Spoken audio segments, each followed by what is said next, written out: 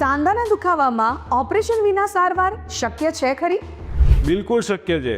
કેમ શક્ય નથી? તો આ ઓપરેશન છે કે પછી પ્રોસિજર? ઓપરેશન થિયેટરમાં જવાનું છે પણ ઓપરેશન નથી કરતા.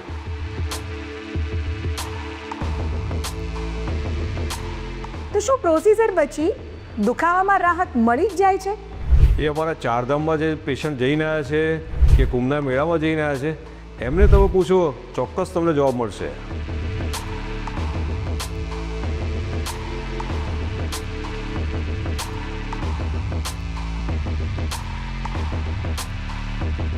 પેઇન એમ્બોલાઇઝેશન ટેકનિક, હવે આ વિશે અમારે જાણવું છે, એ શું છે? એમ્બ્યુલાઇઝ કરે એટલે એ બ્લશને બંધ કરી દઈએ છે પાર્ટિકલ્સનાથી. બહુ માઇક્રો પાર્ટિકલ્સ આવે છે.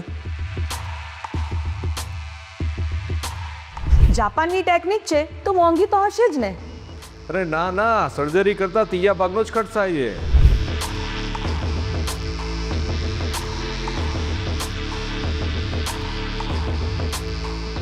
કયા કયા સાંધાના દુખાવામાં આ પ્રોસિજર કામમાં આવે છે?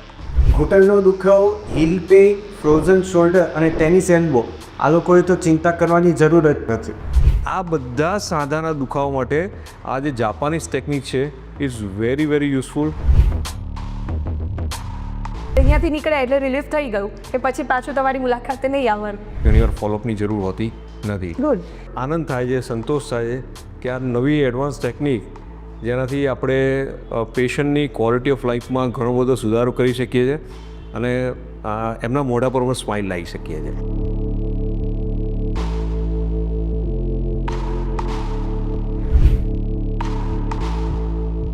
પહેલું સુખ તે જાતે નર્યા. એવું કહેવાય છે કે આપણી હેલ્થનું ધ્યાન આપણે જ રાખવું પડે, પરંતુ આપણા શરીરમાં જ્યારે આપણને કોલ આવે છે અથવા શરીર કહે છે કે આજે તકલીફ છે, પણ શું આપણે તેનું નિદાન તાત્કાલિક કરીએ છીએ? ના, નથી કરતા. અને એની પાછળ ઘણા બધા કારણો છે. આજે હેલ્થ ગ્રંથમાં હું એક એવા સબ્જેક્ટને લઈને આપણા પાસે આવી છું કે જેની સમસ્યા ઘણા બધાને છે, તેનો ઇલાજ પણ ઘણી બધી રીતે થાય છે, પણ આજે જે આપણે નિષ્ણાત ડૉક્ટર પાસેથી જાણીશું એની એક નવી ટેકનિક છે. શું છે એ ટેકનિક? ચાલો જાણીએ.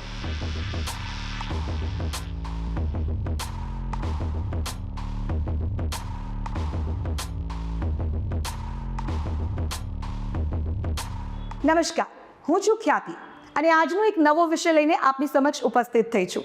આ વિષયની અંદર આજે આપણે જાણીશું કે ખભાના દુખાવા હોય, પગના દુખાવા હોય, સીડી ચડતી વખતે તમને જોઈન્ટ્સ પેઇન થતું હોય ત્યારે કઈ ટેકનિકનો ઉપયોગ કરવાથી સરળતાથી તમને તેમાંથી મુક્તિ મળી શકે છે.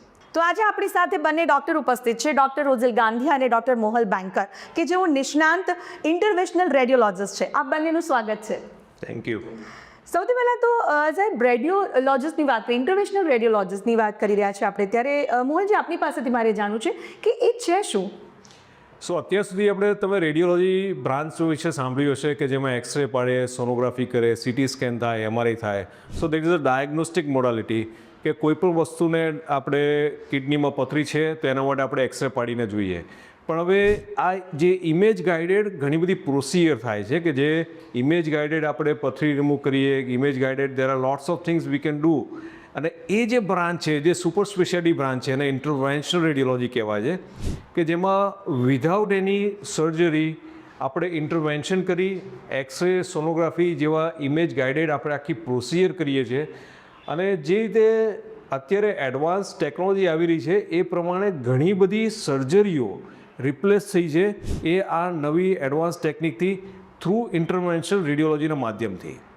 ખૂબ ઇન્ટરેસ્ટિંગ વાત આપણે કરી છે અને લગભગ હું આપની વિષયમાં જે જાણકારી મેળવી એ પ્રમાણે 2001થી આની જે શરૂઆત આપણે કરી, પરંતુ આ એક નવી ટેકનિક તરફ જવું, અત્યારે આપણે જે ટ્રેન્ડ જોઈ રહ્યા છે એની સાથે આ તમને પ્રેરણા ક્યાંથી મળી?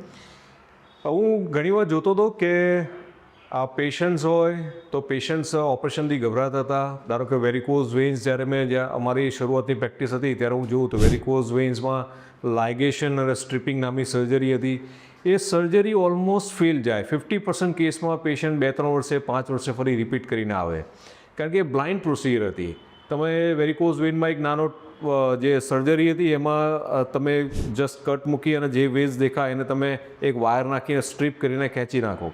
એમાં સારી નસ પર જતી રહે કે ખરાબ નસ જતી રહે એ ખ્યાલ નહોતો આવતો અને એને કારણે જ ઘણીવાર મોટા ભાગે એ પેશન્ટ 1-2 વર્ષ પછી ફરીથી રિકરન્સ વેરિકોઝ વેઇન લઈને આવે.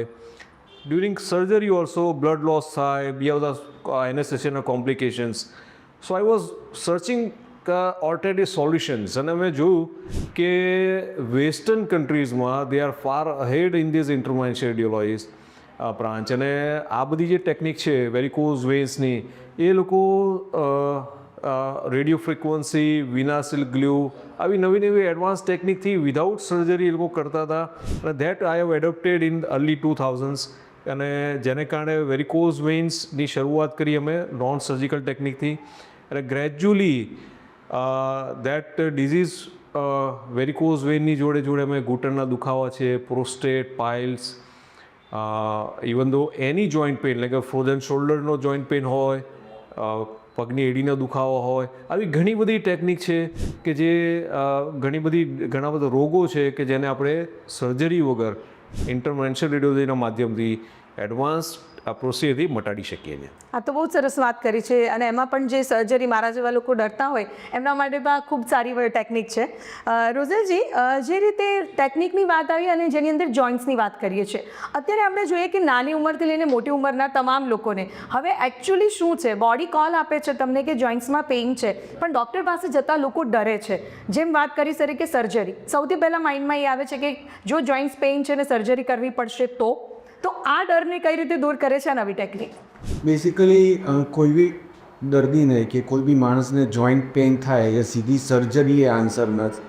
પહેલાં મેડિકલ મેનેજમેન્ટ હોય કે દવાઓથી ટ્રીટ કરીએ, પછી આવે ફિઝિયોથેરાપીથી ટ્રીટમેન્ટ થાય અને પછી આવે છે ઇન્વેઝિવ પ્રોસિજર્સ. ઇન્વેઝિવ પ્રોસિજર્સ એટલે ઇન્ટરવેન્શન રેડિયોલોજીની પ્રોસિજર છે એ મિનિમલી ઇન્વેઝિવ છે. એક બધું નીડલથી થઈ જાય છે. નીડલની અંદરથી વાયર નાખીએ, વાયરની અંદરથી કેથેટર નાખીએ, જે મીએટર્સમાં હોય છે વાયરની કેથેટર. એ કેથેટરથી આપણે એન્જિયોગ્રાફી કરીએ. ઇન્ટરવેન્શન રેડિયોલોજી એ બધું એન્ડોવાસ્ક્યુલર એટલે ક્યાંય ઓપન નહીં, વાસ્ક્યુલર પ્રોસિજર પણ ઓપન નહીં. એટલે એન્ડોવાસ્ક્યુલર માધ્યમથી જોઈન્ટની અમે એન્જિયોગ્રાફી કરીએ.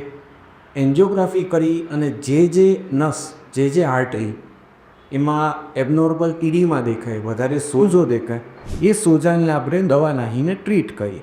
એ ટ્રીટ કરીએ એટલે પેઇન રિલીફ થઈ જાય. એટલે હા, એ વન ઓફ ધ ઓપ્શન છે જે આપણે લોકો સમક્ષ લાવ્યા છીએ. ચાલુ કર્યું હતું જાપાનમાં અને અમે આ ઇન્ટ્રોડ્યુસ કર્યું છે 2020થી. ઓકે, તો જે રીતે આપણે વાત કરી સર કે ખાસ કરીને ઓપન સર્જરી નથી થતી, બટ જે રીતે નાનકડી નીડલથી આ કામ થઈ જતું હોય છે, એટલે કહેવાય ને સુડીનો ઘા સોયથી ટળે, કદાચ આ ટેકનિક માટે આપણે આ વર્ડ યુઝ કરી શકીએ. આપણે જે વાત કરીએ એમાં મને એ સવાલ થાય છે કે જેન્ક્યુલર એમ્બોલાઇઝેશન આ ટેકનિક શું છે એ વિશે પણ અમારે જાણવું છે. જેનિક્યુલર આર્ટરી એમ્બોલાઇઝેશન, જેનિક્યુલર આર્ટરી એટલે સાંધાની નસ, ની જોઈન્ટના સાંધાની નસને જેનિક્યુલર આર્ટરી કહેવાય છે. તે 5 થી 6 હોય છે.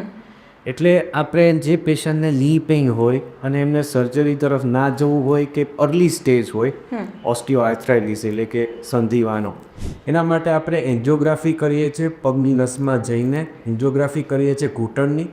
અને જે 5 થી 6 જેનિક્યુલર આર્ટરીઝ હોય છે એ દરેક આર્ટરીઝ જે 1-2 મિલીમીટરની હોય છે અને કેન્યુલેટ કરીએ છીએ. એ અંદર જઈએ છીએ, ચેક કરીએ છીએ એન્જિયોગ્રાફી દ્વારા કે કઈ નસમાં સોજો છે.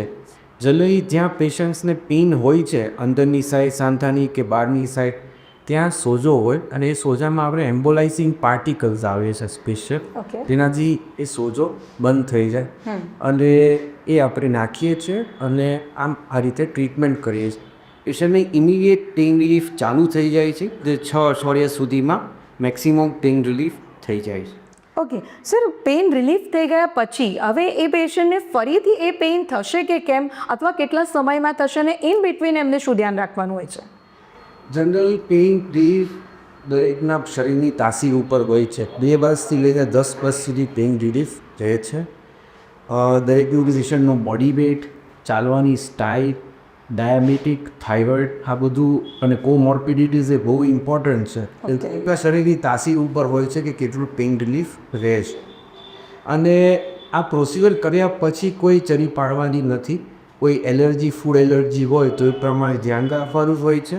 અને ફિઝિયોથેરાપી કરે તો બેટર છે, રૂટીન વોકિંગ કરે એ વસ્તુ બેટર. ઓકે ડૉક્ટર મોહલ પાસે જઈને એ પણ જાણીએ કે ઘૂંટણના દુખાવા માટે આ કુલ રેડિયો ફ્રિકવન્સી જે ટેકનિક છે એ કેવી રીતે કામ કરે છે અને કેવી રીતે તેમાં દર્દીને સારવાર અપાતી હોય છે. સો હમણાં આપણે ડૉક્ટર રોઝિલે કીધું એ પ્રમાણે જેનિક્યુલર આર્ટરી એમ્બ્યુલેશન વિશે આપણે જાણ્યું. જેનિક્યુલર આર્ટરી એમ્બ્યુલેશન એ કામ કરે છે સાઇટોકાઇન્સ રિલીઝ અટકાવીને, એટલે આર્થરાઇટિસ કે વાની પ્રોસેસ કહીએ એ વાની પ્રોસેસ આપણે અટકાવી દઈએ છીએ અને એને કારણે પેઇનમાં રિલીફ થાય છે. હવે આવી એક નવી ટેકનિક જે તમે વાત કરી રહ્યા છો, that is called cooled radio frequency nerve ablation. Nerve ablation શું કરીએ કે એક રેડિયો ફ્રિકવન્સીથી આપણે હીટ જનરેટ કરી અને ટાર્ગેટ કરીએ છીએ કે ઘૂંટણમાંથી જે જ્ઞાનતંતુની નસ છે જે પેઇનના સિગ્નલ બ્રેન સુધી લઈ જાય છે એ જ્ઞાનતંતુની નસને આપણે બેરી કરી નાખીએ છીએ, એ નવરા સિગ્નલને કટ ઓફ કરી નાખીએ છીએ. એટલે પેઇન તો અરાઇઝ થાય છે પણ એ બ્રેન સુધી જતું નથી, પેઇન સિગ્નલ બ્રેન સુધી પહોંચતું નથી, એટલે પેશન્ટને પેઇન થતું નથી. સો જેનિક્યુલર આર્ટરી એમ્બ્યુલેશનની આપણે વાત કરીએ તો એ જે ટ્રીટમેન્ટ કરે છે એ રોગને જડ મૂળમાંથી કાઢે છે. જ્યારે કોલ્ડ રેડિયો ફ્રિકવન્સી નર્વ એબ્લેશનની વાત કરીએ છીએ, આ ટેકનિક શું કરે છે કે અંદર રોગ તો ચાલુ છે, વાની પ્રોસેસ ચાલુ છે, પણ એના કારણે જે પેઇન સિગ્નલ અરાઇઝ થાય છે એ પેઇન સિગ્નલને બ્રેન સુધી એ પહોંચાડતું નથી, એને કટ ઓફ કરે છે, એને કારણે પેશન્ટને પેઇન થતું નથી. So this are the two different technique. Target એક જ છે, ઘૂંટણનો સાંધો દૂર, ઘૂંટણના સાંધામાંથી જે પેઇન થાય છે એ પેઇન પેશન્ટને ના થાય, ફીલ ના થાય. પહેલાંમાં એક રૂટ કોઝ એલિમિનેટ થાય છે અને સેકન્ડમાં નવ સિગ્નલને કમ્પ્રેસ કરી અને પેઇન રિલીફ આપણે એચીવ કરીએ છીએ. એટલે ખરેખર એ શક્ય છે જ કે સર્જરી વગર પણ પેઇન રિલીફ અને જે દર્દી છે એને સાજો કરી શકાય? ચોક્કસ શક્ય છે. પેઇન રિલીફ કોઈ પણ સાંધાના દુખાવાનું ચોક્કસ શક્ય છે. આ એક Japanese doctor Yuji Okuno, he is a very young intervention radiologist અને એણે આ ટેકનિક શોધેલી. ધીસ કોલ્ડ બ્રોડર ફોર્મમાં કહીએ તો trans arterial micro embolization, TAME, TAME અત્યારે વધારે રીતે એ ફેમસ છે, જેની અંદર જેનિક્યુલર આર્ટરી એમ્બ્યુલેશન જે ઘૂંટણના દુખાવા માટે છે, ફ્રોઝન શોલ્ડર એમ્બ્યુલેશન જે ખભાના દુખાવા માટે છે, એવી રીતે આપણે હીલ પેઇન એમ્બ્યુલેશન જે પ્લાન્ટર ફેશિયાઇટિસ કાં તો પગની એડીના દુખાવા માટે છે, અને ટેનિસ એલ્બો એમ્બ્યુલેશન કે જે એલ્બો પેઇન હોય એના માટે છે.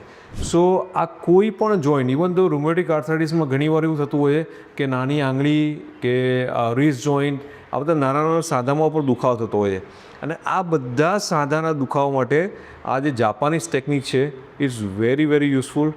ટેકનિક બહુ સિમ્પલ છે કે જે સાંધામાં દુખાવો થતો હોય એની આપણે એન્જિયોગ્રાફી કરીએ એટલે અમને એન્જિયોગ્રાફીમાં એક વાસ્ક્યુલર બ્રશ દેખાય. એટલે લેમેન લેંગ્વેજમાં કહીએ તો અમને જે રૂટીન જે બ્લડ વેસલ્સનો કોન્સન્ટ્રેશન હોય એના કરતાં વધારે બ્લડ વેસલ્સ દેખાય અમને ત્યાં, જે કાળા કાળા ધબ્બા તરીકે અમને આઈડેન્ટિફાય થાય એન્જિયોગ્રાફી દરમિયાન. સો અમને ખબર પડે કે આ એરિયામાં કંઈક એબનોર્મલ વસ્તુ છે જ્યાંથી સાઇટોકાઇન્સ રિલીઝ થઈ રહી છે. Once we identify this area any the small embolizing particle inject કરીએ. આ સ્પેશિયલ એક ટાઈપની મેડિસિન કરો કે જે આ જે સાઇટોકાઇન્સની રિલીઝ અટકાવી અને જે વાની પ્રોસેસ છે, આર્થરાઇટિસની પ્રોસેસ, જેને મેડિકલ લેંગ્વેજમાં કહીએ ક્રોનિક ઇન્ફ્લેમેશન, સો ક્રોનિક ઇન્ફ્લેમેશન અટકાવે છે અને એને કારણે પેશન્ટને પેઇનમાં રિલીફ ઘણી બધી થાય છે. And this is proven technique since last 2011. 2011માં શરૂ થયેલી technique. All the western countries have adopted it. મેં અને ડૉક્ટર રોઝિલ ગાંધી અમે ઇન્ડિયામાં ફર્સ્ટ કેસ કરેલો 2020માં, અને we are doing lots of cases. કારણ કે હવે અત્યારે જેમ પહેલાં આપણે ચંદ્ર પર જઈને સંતોષ માનતા હતા, હવે આપણે વાત કરીએ છીએ મંગળ પર જવાની, માર્સ પર જવાની. એટલે ટેકનોલોજી એડવાન્સ થાય, દરેક પેશન્ટ્સ પણ એવું ઘણા હિસ્સા હોય છે કે સાહેબ અમને ઓપરેશન વગર તમે આ કરી આપો. અને તમે નહીં માનો કે હવે આ જે આવી ટેકનોલોજી છે ને એ ખાલી સાંધાના દુખાવા સુધી પૂરતી નથી રહી. પ્રોસ્ટેટ છે, પાઇલ્સ છે, ઇવન ધો બ્રેસ્ટના જે ટ્યુમર છે એ પણ હવે અમે વિધાઉટ એની સર્જરી રિમૂવ કરીએ છીએ આ ઇન્ટરવેન્શન રેડિયોલોજીના એડવાન્સ ટેકનિકથી. તો તમે આ વાત કરી એની સાથે જો રોઝિલ જે આપણી પાસે આવું છું સર, એ જે વાત કરી કે બ્રેસ્ટ ટ્યુમર છે કે એના માટે પણ હવે ટેકનિક આગળ વધી. આપણે જોઈન્ટ્સની તો વાત કરી જ રહ્યા છે, બટ એની સાથે જે અલગ આ ટેકનિકની સાથે સાથે શરીરના અન્ય જે પ્રોબ્લેમ્સ છે જે સોલ્વ કરી શકાય છે, જેમાં ખાસ બ્રેસ્ટ ટ્યુમરની જો વાત કરીએ, એ કઈ રીતે આ ટેકનિકમાં કામ કરી શકાય છે? બેઝિકલી ઇન્ટરવેન્શન રેડિયોલોજીના માધ્યમથી vacuum assisted breast tumour excision અથવા vacuum assisted breast tumour biopsy. Okay. Breast tumour biopsy એ ડાયગ્નોસિસ માટે છે. એ સ્પેશિયલ નીડલ હોય છે. સપોઝ દર્દીને બ્રેસ્ટમાં ટ્યુમર છે, કેન્સર છે કે નહીં એ ખબર નથી.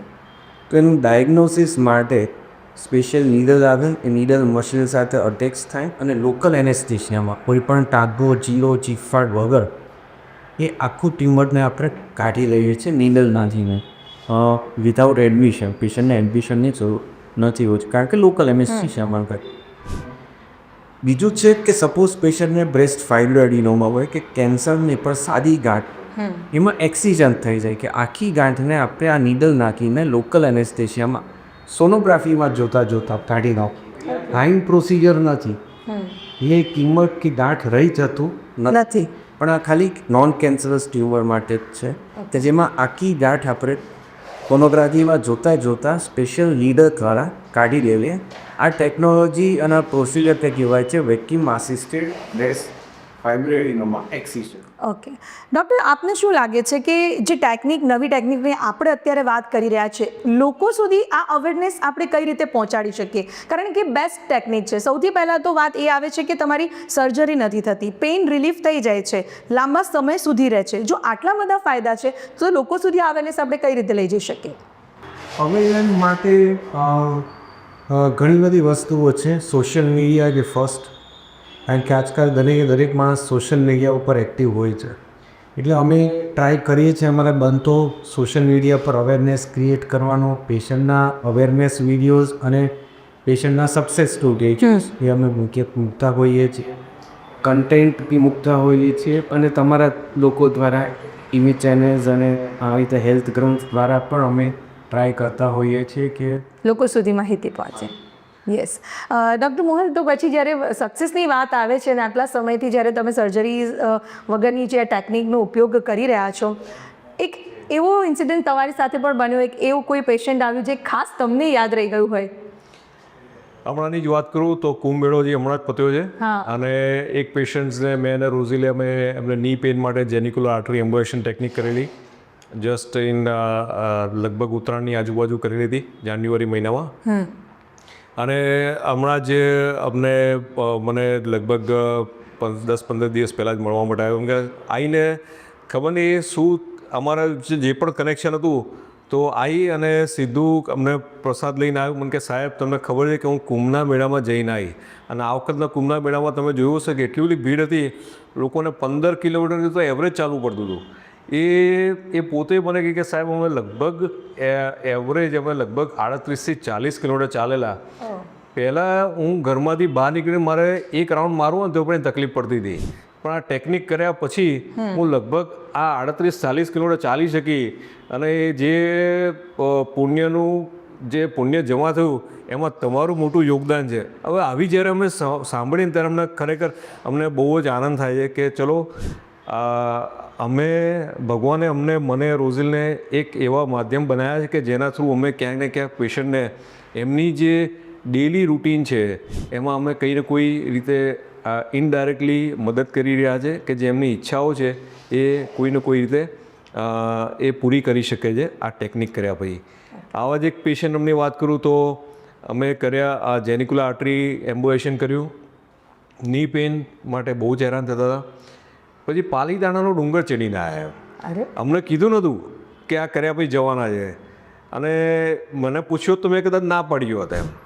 પણ એ રૂટીન જતા હતા. મને કહે સાહેબ, હું દર વખતે જઉં તો ડોલી કરું એમ.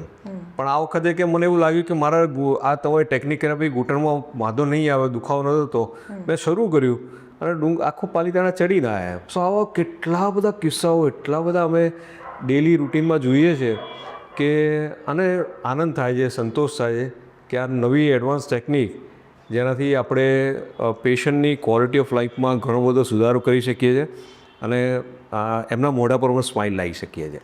યસ ડૉક્ટર રોઝિલ, પેઇન એમ્બોલાઇઝેશન ટેકનિક, હવે આ વિશે અમારે જાણવું છે, એ શું છે? મેડિકલી એમ્બોલાઇઝેશન એટલે નસને બંધ કર. રીવાસ્ક્યુલરાઇઝેશન એટલે નસને ખોલવી. જ્યાં પણ પેઇન થતું હોય, જે પણ જોઈન્ટ્સમાં પેઇન થતું હોય, એ આર્થરાઇટિસનું પેઇન હોય, ઇન્ફ્લેમેશનનું પેઇન હોય, ટ્રોમાનું પેઇન નહીં, એક્યુટ ટ્રોમા એટલે હમણાં જ વાગ્યું છે અને અઠવાડિયામાં પેઇન રિલીફ કરી એ નહીં, પણ ક્રોનિક ઇન્ફ્લેમેશન એટલે જૂના સોજાનું પેઇન હોય, વેર એન્ડ ટેરનું પેઇન હોય, એ બધા પેઇન માટે ટ્રાન્સ આર્ટેરિયલ માઇક્રો એમ્બોલાઇઝેશન કહેવાય છે, જે જાપાનીઝ ટેકનિક કહેવાય છે. એમાં એન્જિયોગ્રાફી કરીને જે એરિયામાં પેઇન હોય એની નસને આપણે શોધીએ છીએ, એ નસની અંદર જઈને આપણે એની એન્જિયોગ્રાફી એને ચેક કરીએ છીએ. એમાં આપણને વાસ્ક્યુલર બ્લશ મળે, એટલે કે ટીવીમાં મળે. એમાં જો બ્લશ મળે તો આપણે એને એમ્બોલાઇઝ કરીએ એટલે એ બ્લશને બંધ કરી દઈએ છીએ પાર્ટિકલ્સનાથી. બહુ માઇક્રો પાર્ટિકલ્સ આવે છે, 100 થી 200 માઇક્રોનના. એ પાર્ટિકલ્સ નાખી દઈએ એટલે નસ બંધ થઈ જાય. નસ બંધ થઈ જાય એટલે પેઇન રિલીફ થઈ જાઓ. હવે જે એરિયામાં પેઇન હોય અને ત્યાં બ્લશ ના મળે તો અમે કહી શકીએ છીએ કે આ સોજાનું પેઇન નથી, આ કોઈ બીજા કારણનું પેઇન છે. જી ડૉક્ટર મોહિલ સાથે આપણે વાત કરીએ, અને જે રીતે આપણે હમણાં વાત કરી કે જાપાનીઝ ટેકનિક છે, જાપાનની આ ટેકનિકને જે આપણે ઇન્ડિયામાં લાવ્યા અને આ બંને જે શરૂઆત કરી છે, પણ જેની ટ્રેનિંગ યુએસમાં આપે લીધી છે, તો એની એ ટ્રેનિંગની આ સારવાર અહીંયા શું મદદ મળી શકે છે? સો આ જે જોઈન્ટ પેન એમ્બોલાઇઝેશનની ટ્રેનિંગ અમે જાપાનમાં લીધેલી, પણ બીજી એક વાસ્ક્યુલર માલફોર્મેશન કરીને એક બીજો રોગ છે, અસાધ્ય રોગ કહી શકાય. ઓકે. કે નાના બચ્ચાઓમાં બહુ જ કોમનલી જોવા મળે છે. લોહીની નળીઓના ગૂંચળા હોય અને એ જન્મથી જ ઘણીવાર જોવા મળતા હોય. આ વાસ્ક્યુલર માલફોર્મેશનમાં બીજી કોઈ, અમે જ્યારે ડાયગ્નોસ્ટિક રેડિયોલોજી પ્રેક્ટિસ કરતા ત્યારે હું જોતો હતો કે આમાં સર્જરી પોસિબલ નથી, કારણ કે લોહીની નળીઓના ગૂંચળા પર સર્જરી કરવા જાઓ એટલું બધું બ્લીડિંગ થાય કે સર્જિકલ સાઇટમાં તમને ખ્યાલ ના પડે, નોર્મલ એબનોર્મલ ટિશ્યુનું ડિફરન્શિએટ ના થાય.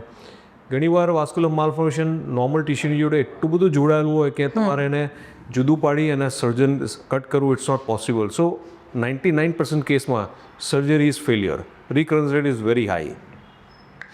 તો એનો સેકન્ડ ઓલ્ટરનેટિવ એક ડૉક્ટર વેન યે કરીને, he is also intervention radiologist in USA, અને એમણે આ ટેકનિક શોધી છે, that is called absolute ethanol embolization, કે જેમાં વાસ્ક્યુલર માલફોર્મેશન કે જે લોહીની નળીઓનું ગૂંચવું છે એનો સેન્ટ્રલ પાર્ટ છે, જેને નાઇડસ કહેવાય, એ નાઇડસમાંથી નવા સેલ્સ જનરેટ થતા હોય અને ગૂંચવું વધતું હોય.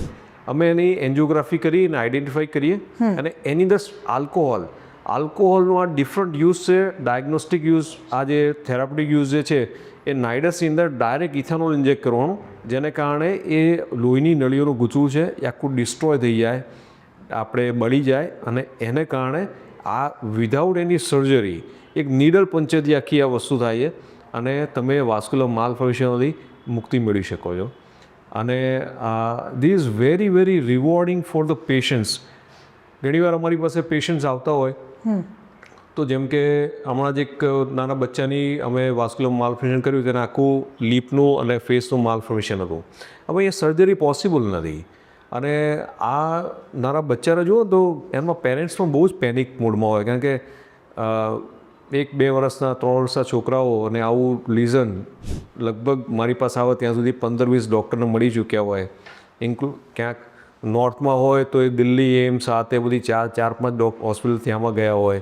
સાઉથના હોય તો એપોલો હોસ્પિટલ ને બધી, યુ નેમ ઇટ, બધાને મળીને આવ્યા હોય. અને દરેક જગ્યાએ શું થાય, એ લોકોને કન્ફ્યુઝન ક્રિએટ કરે એટલે જ્યારે પેશન્ટને અમુક ચોક્કસ આન્સર હોય કે સાહેબ સર્જરીથી જશે, ત્યારે એનો ડ્યુઅલ ટોનમાં આન્સર મળે છે, જાય ખરું, ના પણ જાય, અને it creates more and more confusion.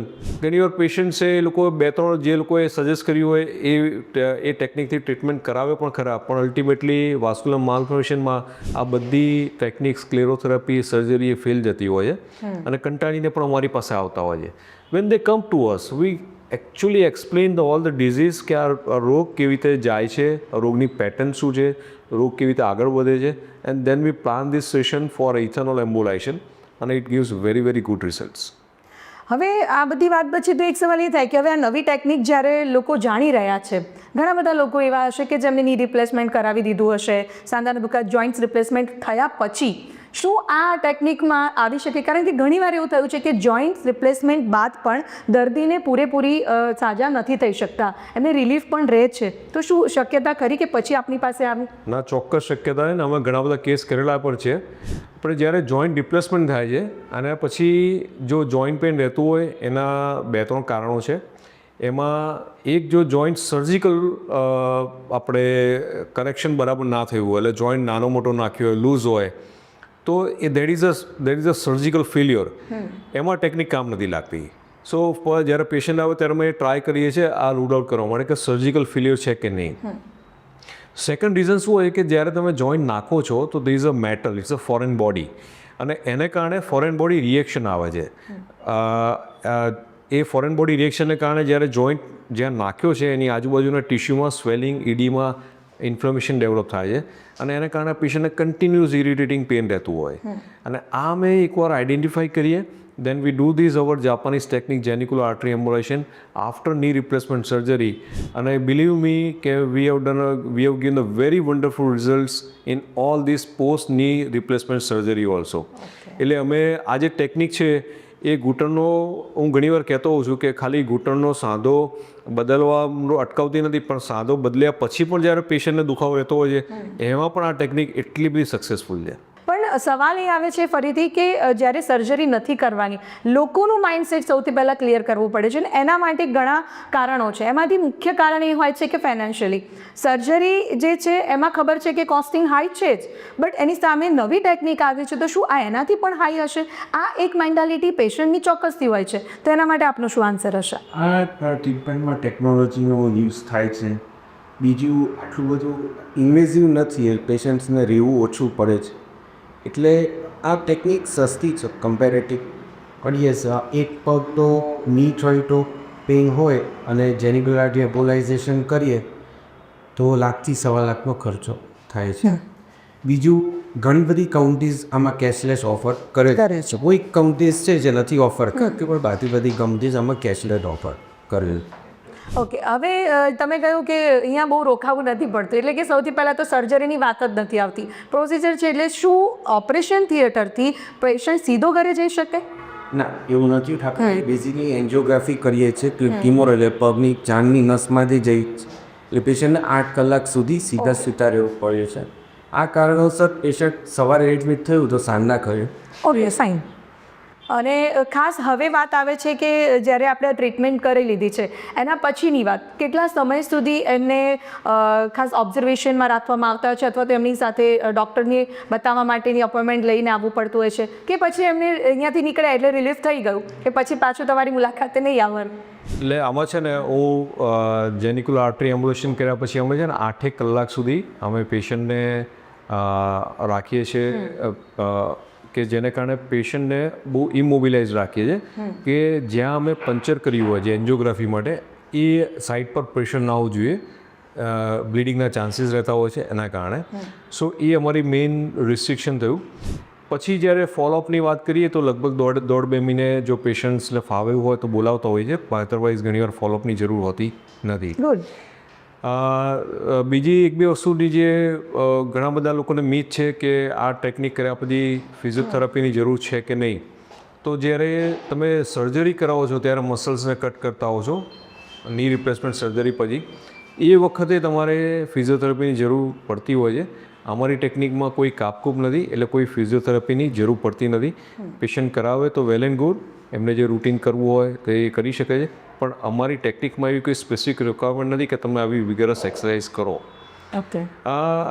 બીજું કે ઘણા બધા જે પેશન્ટ છે એની તાસીરમાં અમે જોઈએ છીએ કે ફૂડની એલર્જી હોય છે. ઘણાને તમે સાંભળશો ને, ખાટું ખાઓ, લીંબુની ખટાશ, આંબલીની ખટાશ, ઘણીવાર તમે ખાટી છાશ પીઓ તો જોઈન્ટ પેઇનમાં વધારો થતો હોય છે. સો આવા પેશન્ટને અમે ખાસ કહેતા હોઈએ કે avoid all this kind of food કે જે તમારા શરીરને સૂટ નથી કરતું હોતું.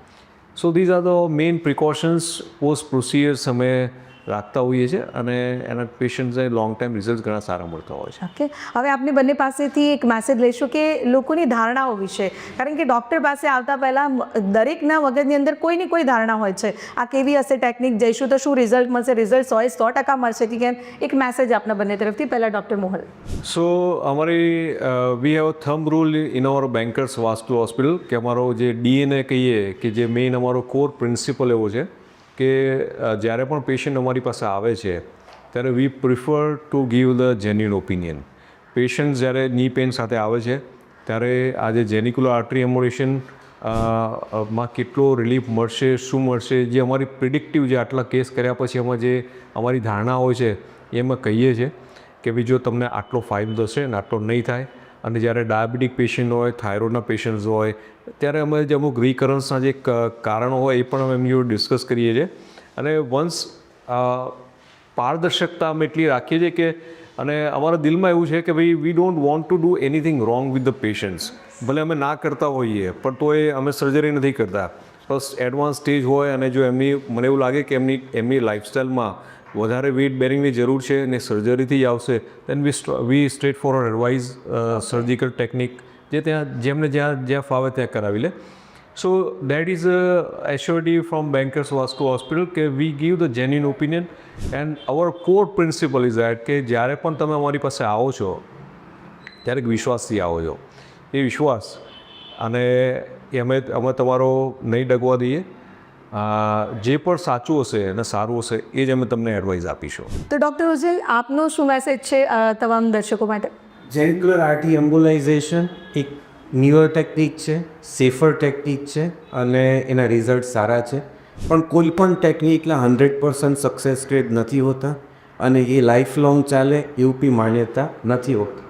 But it gives a very good quality of life અને એના 70-80% જેટલી પેઇન રિલીફ થાય છે અને જે લોકો હાર્ટ ઉપયોગી છે. Thank you so much. આપ બંને અમારી સાથે જોડાઈને આજે ખૂબ ઇન્ટરેસ્ટિંગ ચર્ચા કરી છે, નવી ટેકનિક વિશેની જાણકારી દર્શકો સુધી પહોંચાડી છે. Thank you so much. Thank you. ડૉક્ટર્સે આપણને ખૂબ ઇન્ટરેસ્ટિંગ માહિતી આપી છે. હેલ્થ ગ્રંથમાં આજે આપણે વાત કરી છે જોઇન્ટ્સની, અને એ પણ બિલકુલ સર્જરી વગર તમે ઘરે ચાલતા જઈ શકો છો, એ પણ બહુ જ ઓછા ખર્ચે. તો આટલી સરસ ટેકનિકનો લાભ તમે ચોક્કસથી લેજો. જો આ એપિસોડ તમને ગમ્યો હોય તો લાઇક કરો, શેર કરો, સબસ્ક્રાઈબ કરો. Thank you so much. ફરીથી મળીશું. હસતા રહો, મસ્ત રહો.